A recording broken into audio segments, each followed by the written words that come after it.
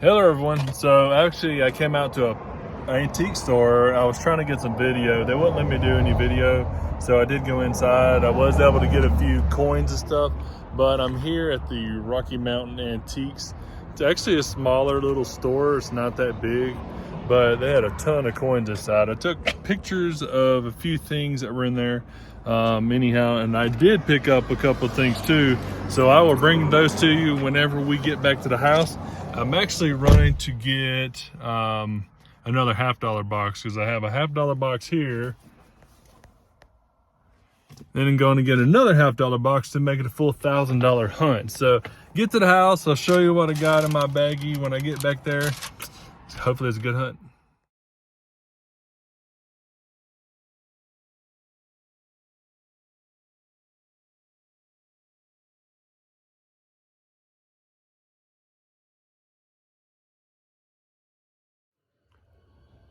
Just to give you a heads up, the rings in the picture there were spoon rings, basically silver spoons that were bent completely to make rings.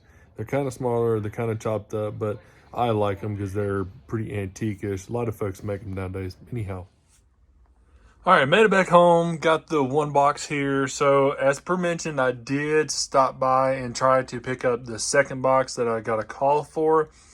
When I got inside, the employee who told me to come and pick it up was okay with it, but I guess the manager there said they only wanted to give me about $100 out of the box. So I told them just go ahead and hold on to it if they were in that much of a need for the coins. So later on, hopefully I'm able to get another box. I made a phone call to the second bank that supposedly had my coins in. They didn't have the coins as mentioned, but they said they would call me back once they go and check the vault.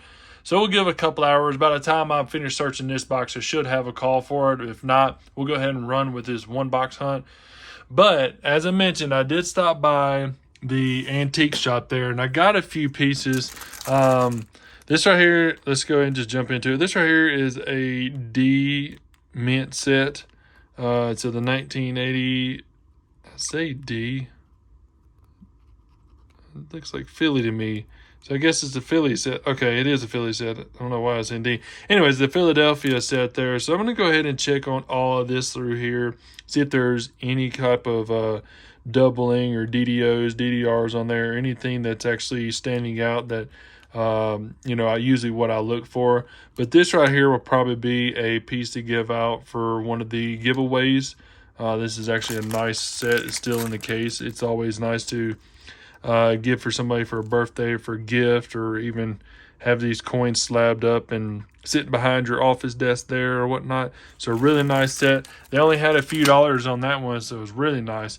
Now this I've never seen. This is a Susan B. Anthony 1979 dollar souvenir set, and basically it comes with the 3 mints on there. So you see there's going to be the Philadelphia right there over her shoulder. This here is going to be the San Francisco. And then this one's going to be the Denver mint.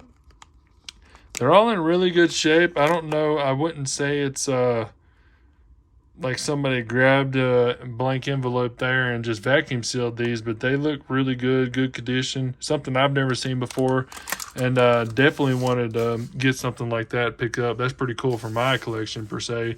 I've been jumping back on the bandwagon with the $1 coins there, the newer coins. So anyhow, I'm gonna run through those, but these two are the cream of the crop. So it was pretty crazy. So this is a 1950. This is going to be so this will be the Coronet, and this is going to be a braided hair. So, which is cool about the Coronet, you see it's got a lamination error going on. Basically at the tip top there, it runs around on the front side here, goes all the way around to the back side and ties in. It's got a lamination error for sure. And then this one here was just in really good condition. That little bitty ding right there. Hopefully, I'm going to submit these off, but hopefully that doesn't come back with that rim ding on there. Like I said, they're real beautiful, but the thing is, whenever I had talked to the guy, He was telling me the dates, what it had dated on the sleeve that he had it in. He had this as an 1835, and this one was 1851. He's looking at them. He's got it in his hand. I didn't say anything, so I told him I'd take them.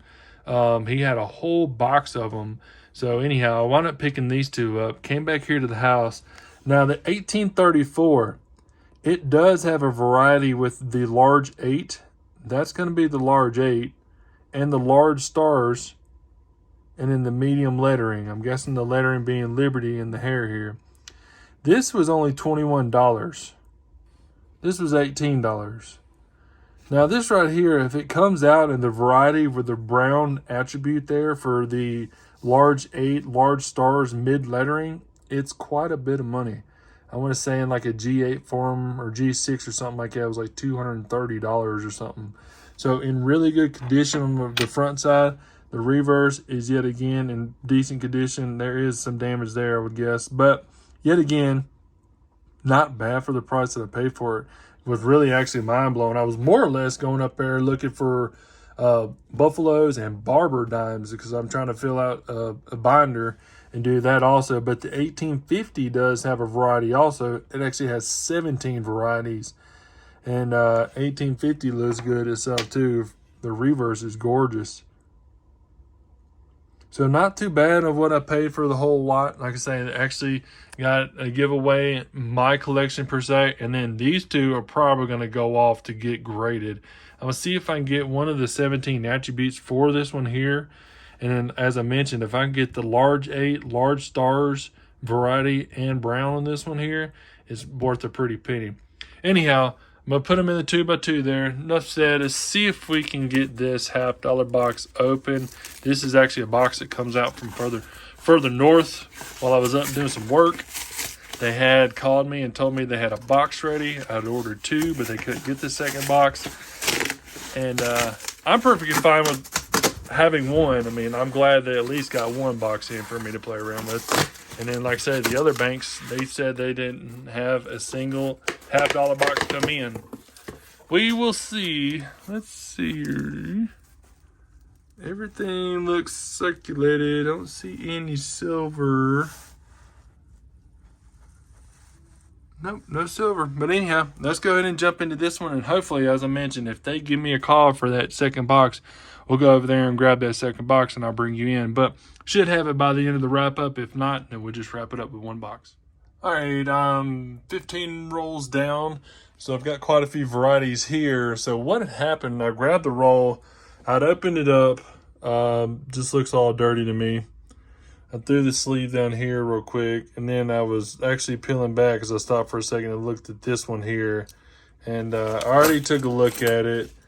It is a 1964 90%er. So it is silver. It's just dirty on the edge, and I couldn't tell between the colorations of that, but that's a 90% silver. 1964.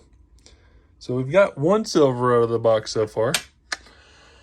Crossing fingers for more. Down to a half a box here, so got a ton of varieties. So I'm going to go ahead and run through the varieties real quick and see if we have anything. If not, I'm going to jump back to the box.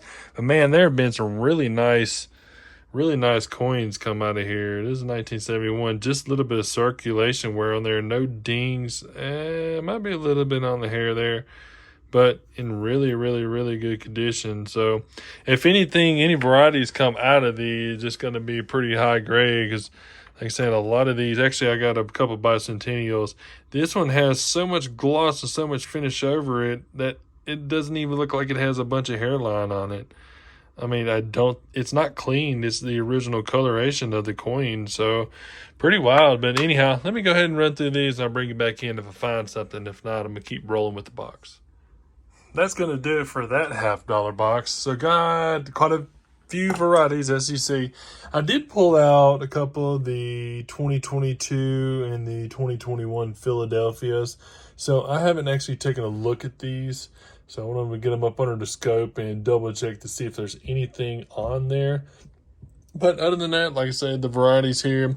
And then actually I'll show you this one at the end also. But let me go ahead and go through these and I'll let you know if I find anything. Well, there was nothing much in those varieties either. I did hold out the 1972 Denver. So 1972, this is the one you want to look for the no FG on the back. And you can hold it up and look, see there's really not much of anything there. You know, it looks like a little bit of raised field there, but by my eyesight, I'm not able to see that. So I'll set it down and double check through it. Majority of the time when I'm looking through a 1972, I can see the FG pretty easily. So I'll take it and throw it in the bag if not. But then this one here, this is where it's going to be at. It's right there in between the leg and the tail feathers. That's where the FG is going to be at. But as per mentioned, you can barely see it in there. It's pretty faded. Definitely an FG that's sitting in there. Just warning in.